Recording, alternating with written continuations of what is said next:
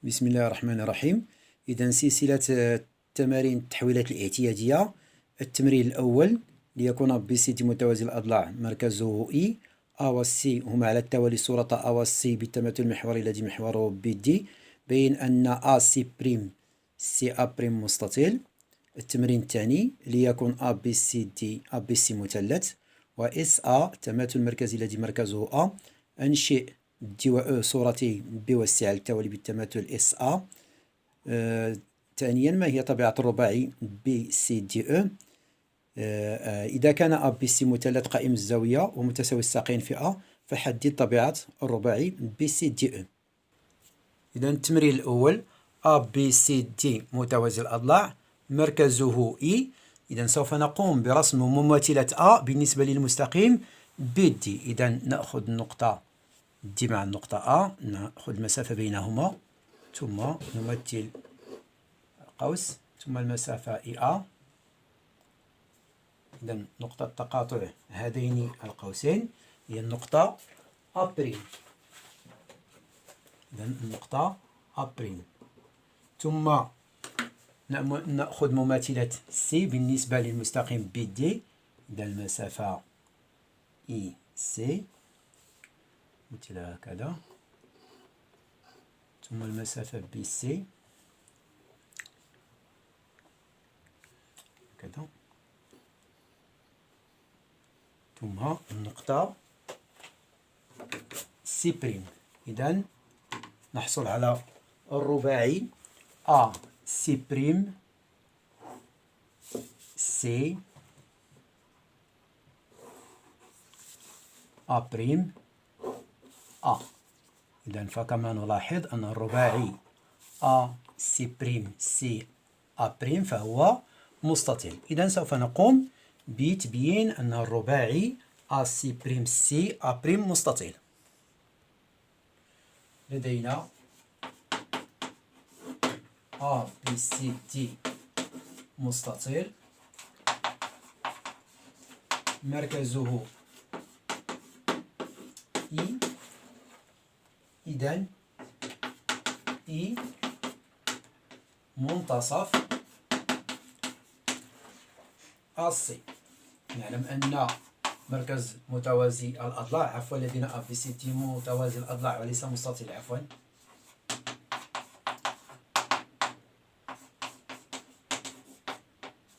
سوف نبين أن أ سي بريم سي أ بريم اللي هو مستطيل. إذا لدينا أ بي سي دي متوازي الأضلاع مركزه إي، إي منتصف السي، ولدينا اس بي دي ل أ تساوي أ بريم، و اس بي دي ل سي تساوي سي بريم. يعني أن صورة النقطة أ بالتماثل المحوري الذي محوره بي دي هي النقطة أ بريم، وصورة سي بالتماثل المحوري الذي محوره بي دي هي سي بريم. ونعلم أن التماثل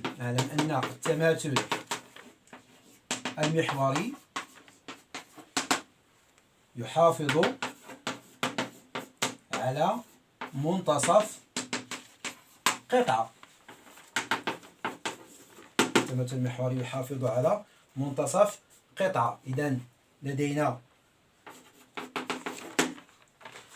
اس بي دي للقطعة السي يساوي القطعة أ بريم سي بريم. إذا اس بي دي ل إي يساوي إي.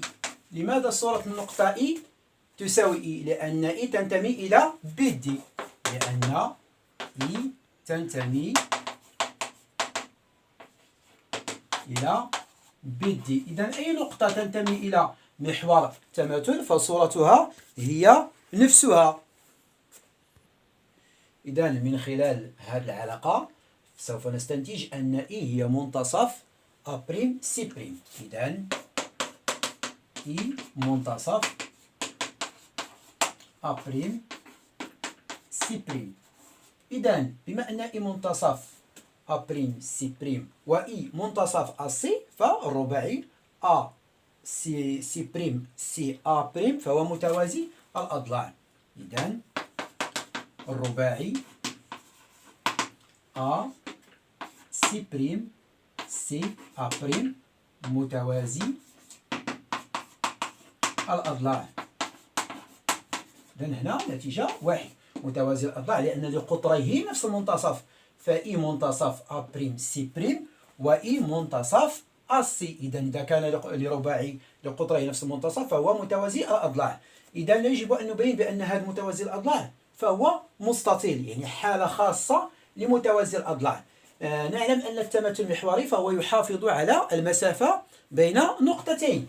لدينا اس بي دي لأ تساوي أ بريم، و اس بي دي لسي تساوي سي بريم. إذا اس بي دي للقطعة السي يساوي أ بريم سي بريم. إذا المسافة أ بريم سي بريم فهي تساوي المسافة السي. بما أن التماثل المحوري يحافظ على المسافة بين نقطتين، يحافظ على المسافة بين نقطتين. إذن أ سي تساوي أ بريم سي بريم، وهذه نتيجة اثنان.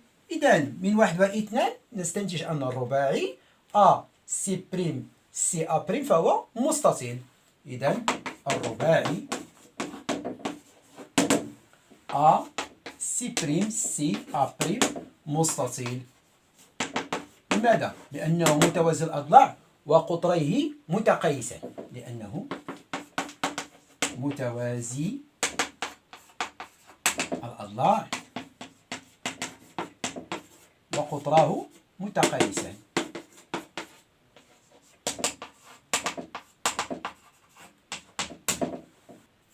إذا التمرين الثاني أ بي سي مثلث اس أ لبي تساوي دي، يعني صورة النقطة بي بالتماثل المركزي الذي مركزه أ هي نقطة دي. إذا سوف نقوم برسم النقطة دي. إذا نأخذ المسافة أ بي ثم نرسم قوس إلى الأسفل. بعد ذلك سوف نرسم نقاط مستقيمية. إذا النقاط أ و بي و دي فهي نقاط مستقيمية. إذا النقطة دي سوف تكون هنا. ثم نرسم أ مماثلة سي بالنسبة لأ. إذا المسافة أ سي نرسم قوس ثم نأخذ نقاط مستقيمية. نقاط أ و سي و أ نقاط مستقيمية. إذا هنا النقطة أ سوف نصل النقاط الأربع فيما بينها B و C و D و E لنحصل على شكل متوازي الأضلاع. إذا سوف نقوم بالتبيين وسوف نبين بأن الرباعي BCDE متوازي الأضلاع. إذا السؤال الأول كان هو الإنشاء ديال مماثلة B بالنسبة لأ ومماثلة C بالنسبة لأ. إذا بعد أن قمنا بإنشاء المماثلتين حصلنا على هذا الشكل الذي هو عبارة عن متوازي الأضلاع. إذا نمر إلى السؤال الثاني. إذا السؤال الثاني: ما هي طبيعة الرباعي BCDE؟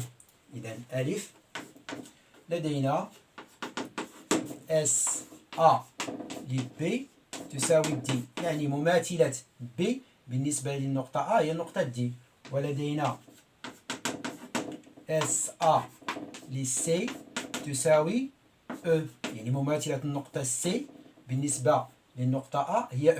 إذا A هي منتصف BD، القطعة BD و CE. إذا ومنه فالرباعي فإن الرباعي BCDE متوازي متوازي الأضلاع، لأن لقطريه نفس المنتصف، لأن قطراه لهما نفس المنتصف. بعد ذلك نمر إلى السؤال باء. السؤال باء: إذا كان أ ب س مثلث قائم الزاوية ومتساوي الساقين في نقطة أ، فحدد طبيعة الرباعي ب س د أ. يعني في الحالة الأولى كان لدينا مثلث بهذا الشكل. الحالة الثانية نتساءل: إذا كان المثلث أ ب س قائم الزاوية فسوف يصبح الشكل ب س د أ. إذا كان أ ب س مثلث قائم الزاوية ومتساوي الساقين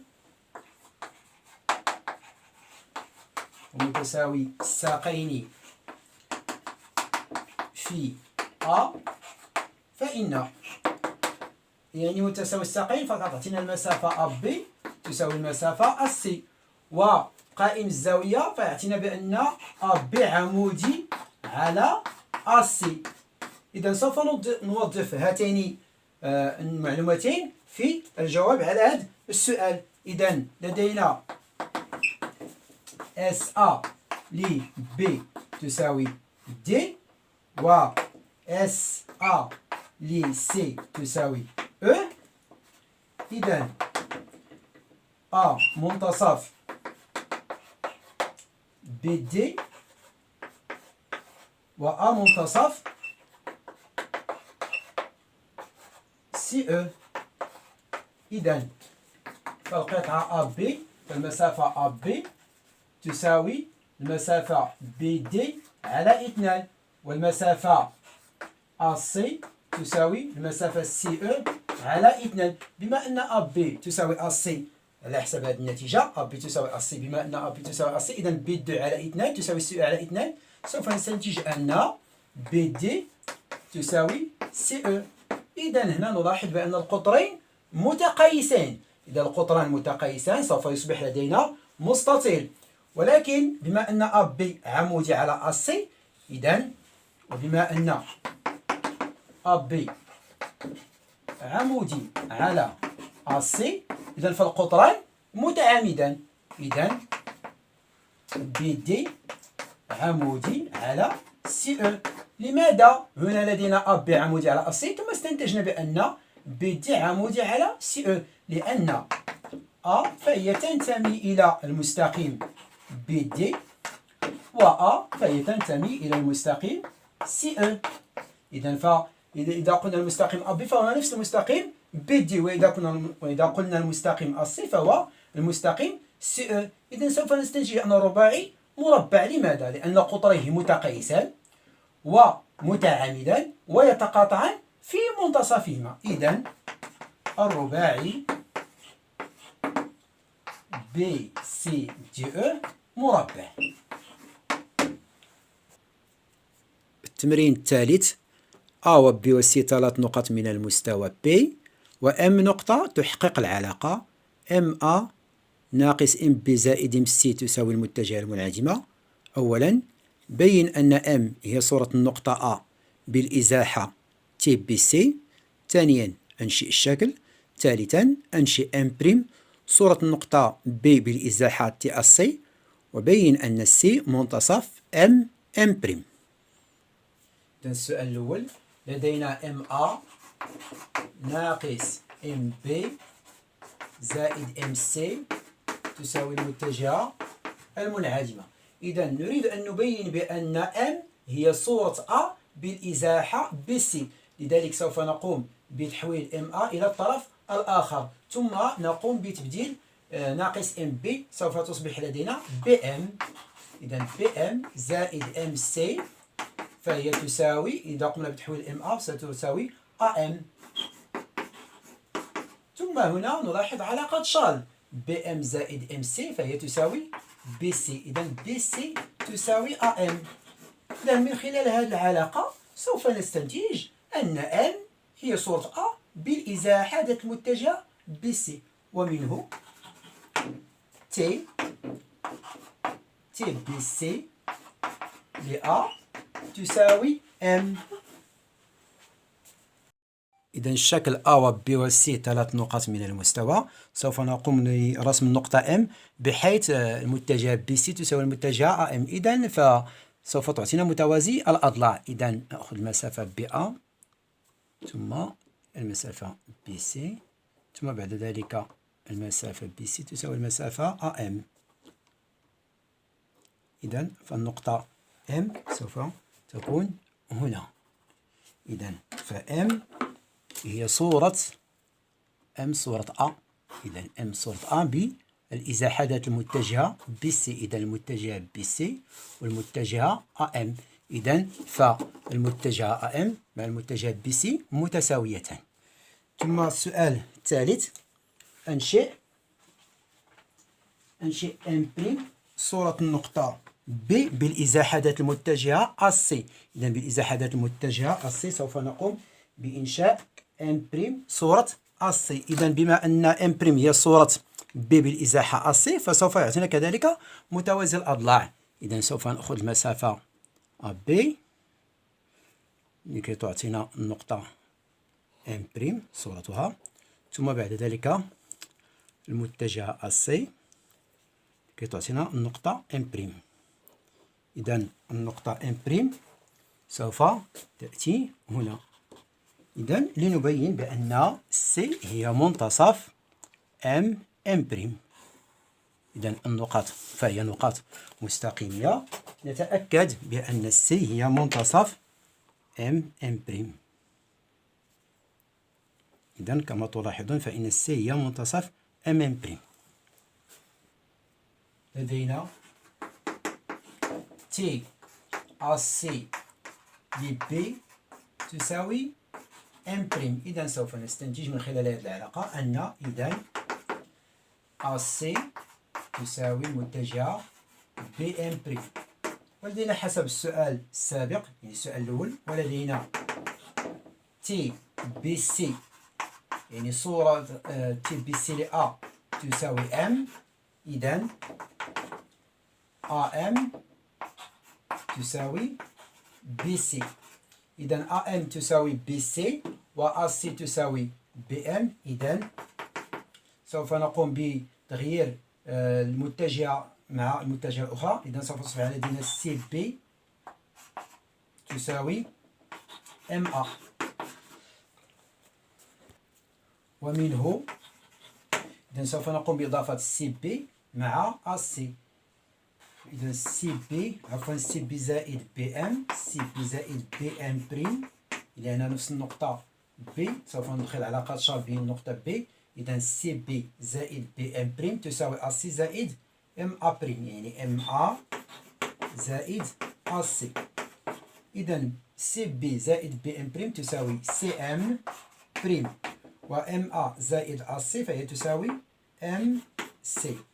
إذا CM' تساوي MC، فهذا يعطينا بأن C هي منتصف MM'. إذا C منتصف MM'. التمرين الرابع، A و M نقطتين من المستوى. أنشئ M' صورة M بالتحاكي H الذي مركزه A ونسبته 3/2. السؤال الثاني، أنشئ M' صورة M بالتحاكي H الذي مركزه A ونسبته -3/4. إذن سوف نقوم بإنشاء صورة النقطة M بالتحاكي الذي مركزه A ونسبته 3/2. نعلم أن المركز والنقطة وصورتها فهي تكون نقط مستقيمية انطلاقا من تعريف التحاكي. إذن سوف نرسم المستقيم AM، ثم بعد ذلك فنسبة التحاكي هي 3/2. لذلك يجب أن نقوم بتقسيم القطعة AM إلى قطعتين متقايستين. إذن سوف نرسم منتصف القطعة AM. إذن الشكل هو هذا. إذن M، إذن منتصف القطعة AM سوف يأتي هنا. إذن هنا 1/2 AM، هنا 2/2 AM. إذن 3/2 AM سوف تكون انطلاقا من النقطة M. إذا نأخذ المسافة بين النقطة M ومنتصف القطعة M. إذا ثم في الاتجاه الآخر إذا سوف تعطينا النقطة M بريم. إذا AM بريم فهي تساوي 3 على 2 AM. إذا AM ثم 3 على 2 AM. ثم بعد ذلك سوف نقوم بإنشاء نقطة M سكوند التي هي صورة M بالتحاكي الذي مركزه A ونسبته ناقص 3 على 4. إذا ناقص 3 على 4 سوف تكون في المنحى المعاكس للمتجهة AM. إذا سوف نقوم برسم المستقيم AM من الطرف الآخر. ثم بعد ذلك 3 على 4 فهنا لدينا 1 على 2 يعني تساوي 2 على 4. سوف نقوم برسم منتصف هذه القطعة.